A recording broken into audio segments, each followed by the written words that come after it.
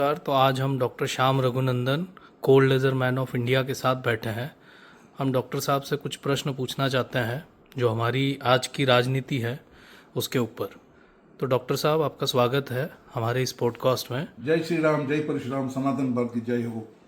तो डॉक्टर साहब, मेरा ये सवाल है कि जैसे आईपीएस, आईएएस और ये जो यूपीएससी वाली जो एग्ज़ाम्स होती है, इसको करने के लिए बच्चे कितनी मेहनत करके वहाँ पहुँचते हैं और फिर एक अनपढ़ नेता उनको जो शिक्षा और सलाह देता है उस हिसाब से देश चलता है, तो ये कहाँ तक मान्य है?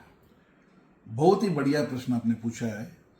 मुझे लगता है ये हम लोग 21वीं सदी में है, 21st सेंचुरी में हम लोग जो हिंदुस्तान में हैं और सनातन भारत का संस्कार हो गया और हम लोगों ने इधर ही पैदा हुआ और इधर ही पला। और मैं तो अपोलिटिकल, मैं कोई पार्टी से ज्वाइन नहीं किया था, लेकिन जब पीएम मोदी जी का कार्यक्रम मैंने देखा, अभी उनका हम फैन थे और हम ब्लाइंडली बीजेपी को, पीएम मोदी जी का जितना भी कैंडिडेट कौन है, हम वोट देते आ रहे हैं। हम लोगों को बोला जाता है जनरल कैटेगरी, ये ब्राह्मण है, राजपूत है, ये बनिया है, ये कैटेगरी बना दिया है। मुझे लगता है ये सनातन भारत से लेके आज तक यदि देश चल रहा है ना, ये राजपूत से चल रहा है। राजपूत जैसे वॉरियर कोई नहीं है। और जो पूंजी, जो पैसा लगाने वाले, जो वैश्य लोग हैं, जो बिजनेस कम्युनिटी है, उन्हीं का वजह से चल रहा है। और ब्राह्मण हमेशा मार्गदर्शन करते आते हैं। ब्राह्मण हमेशा ये बोलते हैं सर्वे जनो सुखिनो भवन्तु, कभी अपने लिए कभी कुछ नहीं मांगता है। अपना बच्चे गरीबी में है फिर भी बच्चों को पूरा पेट काट के जो भी करके बच्चों को परवरिश करके उनको अच्छे एजुकेशन, शिक्षा, श्रद्धा, धर्म के बारे में, सनातन धर्म के बारे में यही बोलते आ रहा है। इतने मंदिर जो बचा है हिंदुस्तान में, ये सब ब्राह्मण लोगों की वजह से, अदरवाइज कोई मंदिर नहीं बचता।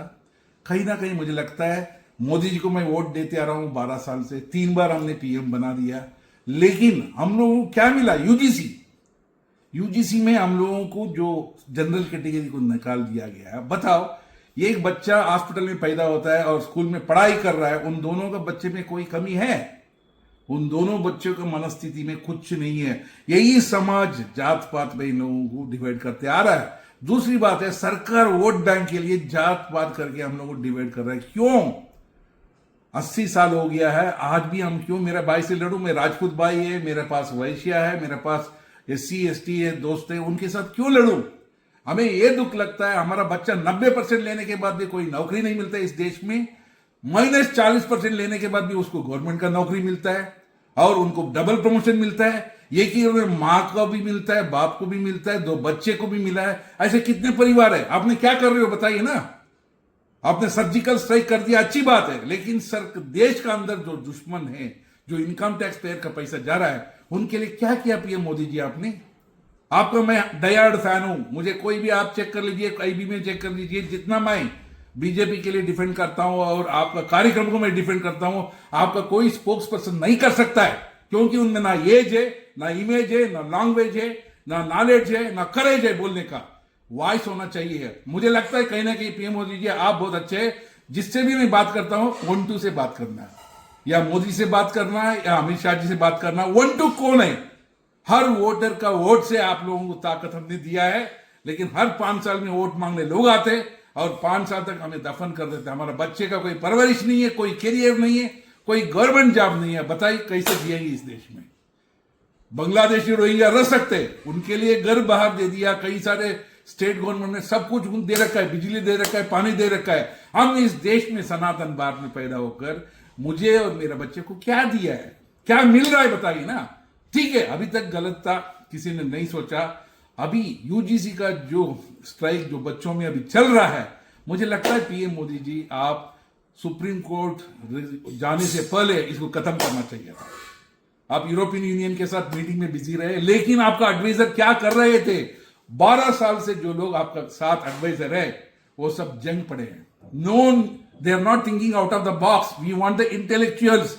इस हिंदुस्तान में इंटेलेक्चुअल क्या कमी है? हर MNC कंपनी का CEO इंडिया से है। जब इंडिया वाले ने इंडियन को, इंटेलिजेंस को हम नहीं अड़ा पा रहे, तो कैसा चलेगा? कहीं ना कहीं मुझे लगता है ये तो घर की बात है। मैं भी परिवार, मोदी जी का परिवार हूं, बीजेपी के साथ हूं, RS के साथ हूं, लेकिन बोलना अपना बनता है। हेल्थी क्रिटिक है, इसको मेंट करना बहुत जरूरी है।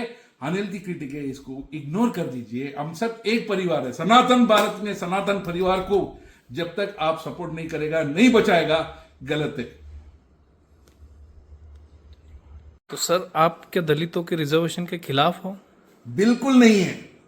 दलित का बच्चा हो, किसी गरीब का बच्चा हो, किसी का बच्चे, गरीबी में जितने भी लोग परिवार है, economically weaker section from SC, ST, OBC, ब्राह्मण और राजपूत और बनिया, कोई भी हो, बच्चे सब अपना अच्छे हैं। वो इस देश का भविष्य है, इस देश का भविष्य है, उनको सपोर्ट करना चाहिए था। लेकिन दलितों को 80 साल से गवर्नमेंट का टैक्स पेयर का पैसा जा रहा है, उनको रिजर्वेशन जा रहा है, सब कुछ जा रहा है, प्रमोशन पे, डबल प्रमोशन पे जा रहा है, लेकिन इसका मिसयूज, एक्सेसिव यूज किसने कर रहा है? जो पढ़े लिखे पॉलिटिशियन थे, लाइक मल्लिकार्जुन करके कर्नाटक से आता है, उनका कितना संपत्ति बना दिया बताए ना। लेकिन उनका क्षेत्र में जाइए, गरीबी में आज भी 80 साल के बाद गरीबी में क्यों है? मुझे लगता है दलितों का नाम में रिजर्वेशन का use, misuse, excess use only पढ़े लिखे ऑफिसर्स, पढ़े लिखे पॉलिटिशियन वही यूज कर रहा है। यदि मल्लिकार्जुन खड़गे का 60 साल से वो एमपी बनकर पैसे लूट रहे, अपना बच्चे को मिनिस्टर बना दिया, अपना क्षेत्र में अपना पड़ोसी का बच्चे को क्यों नहीं बनाया, ये क्यों नहीं पूछ रहे हो?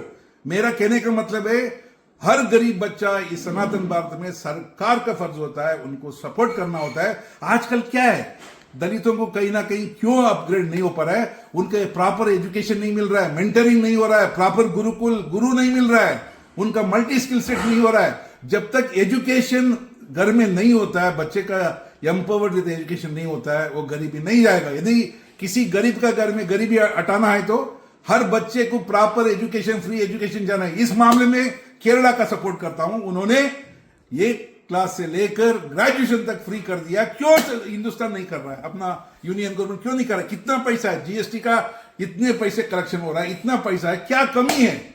मुझे लगता है इस देश को आगे बढ़ाने के लिए हर गरीब बच्चे को एजुकेशन, मल्टी स्किल सेट देना चाहिए। लेकिन ये बात मोदी जी अकेले काम कर रहे हैं, पूरा ग्लोबली उन्होंने जितने भी छवि बढ़ाया उनके लिए बहुत सही उनको जाता है। लेकिन बाकी जो मिनिस्टर है, बाकी एमपी लोग है, जो बीजेपी से है, ब्राह्मण एमपी लोग है, जो बनिया एमपी लोग है, जो राजपूत है, क्यों मुंह नहीं खोल रहे हो? क्या प्रॉब्लम है भाई? हर वोटर का वॉइस सुनना चाहिए। मुझे इसीलिए आ रहा है, मेरा बच्चे का कोई जरूरत नहीं है, लेकिन हर गरीब का बच्चा मेरा बच्चा है, उनके लिए मैं लड़ना चाहता हूं। और मेरा ये, यदि हेल्थी क्रिटिक्स है, इसमें कोई मेंट करना तो आप कर दीजिए।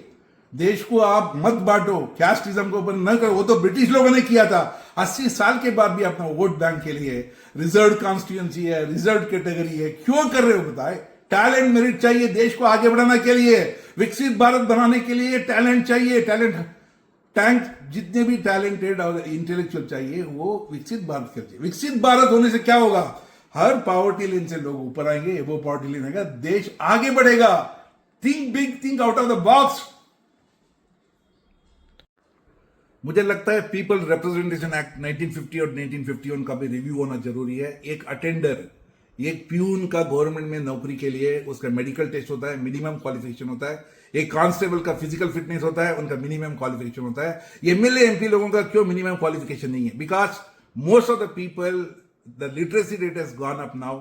21st सेंचुरी में हम लोग है, उन लोग लेस एजुकेटेड, मोर करप्टेड है, उनमें ऑनेस्टी नहीं है, इंटीग्रिटी नहीं है, लॉयल्टी नहीं है। जो संस्कार है, जहां एजुकेशन है, शिक्षण है, वो लोगों को समझ में आता है। ये पब्लिक मनी है, कैसा यूज करना है, अकाउंटेबिलिटी, यूटिलिटी बोलना पड़ता है। सिर्फ जात का आधार पे आप लोगों सबको सीट मिल रहा है, रिजर्व कॉन्स्टिट्यूशन बना दिया, देश को आगे कैसे बढ़ेगा? Except India, no other country has got the casteism. जब मैं इंडिया से बाहर जाता हूं, मुझे नेशनलिटी पूछा जाता है, I am an Indian. Indian passport holders के लिए होता है। आपने इतना जात पात पे क्यों डिवाइड कर रहे हो? हर बच्चा, हर सिटीजन, हर वोटर को रेस्पेक्ट करना आप लोगों का मेन एम होना चाहिए था। हर एमएलए एमपी को जो जिताने वाले वोटर है, वोटर गरीबी भी है और जनरल भी है, एससी एसटी ओबीसी है, सबका वोट चाहिए। लेकिन जीतने के बाद आप ओबीसी एससी एसटी को देखभाल कर रहे हो और जनरल को बाहर रख रहे हो। क्यों? कहां का नीति है? एक माँ बाप का जो परवरिश 10 बच्चे को पाल सकता है, लेकिन सरकार सिर्फ अपना ही इंटरेस्ट देख रहे हैं। कहीं ना कहीं मुझे लगता है प्राइम मिनिस्टर, आदरणीय प्राइम मिनिस्टर मोदी जी जैसा लोग हर राज्य में चाहिए, हर पोस्ट में चाहिए, वो नहीं हो पा रहा है। मुझे लगता है 12 साल के बाद कहीं ना कहीं लोग जो काउंसिल ऑफ एडवाइजर्स है, कहीं ना कहीं सोना शुरू कर दिया है, रस्टिंग हो रहा है, जंग पड़ रहा है। मुझे लगता है change the system. Do not allow the people for working 12 years on the very, very sensitive position. That is the first rule of the natural principle justice. मुझे लगता है पीपल्स रिप्रेजेंटेटिव एक्ट उनको रिव्यू करना चाहिए, minimum qualification MLA MP को रखना चाहिए, criminal background को अलाउ नहीं करना चाहिए। Parliament is temple of democracy, let us respect in. Vande Mataram, जय बोलो भारत माता की जय। नमस्कार।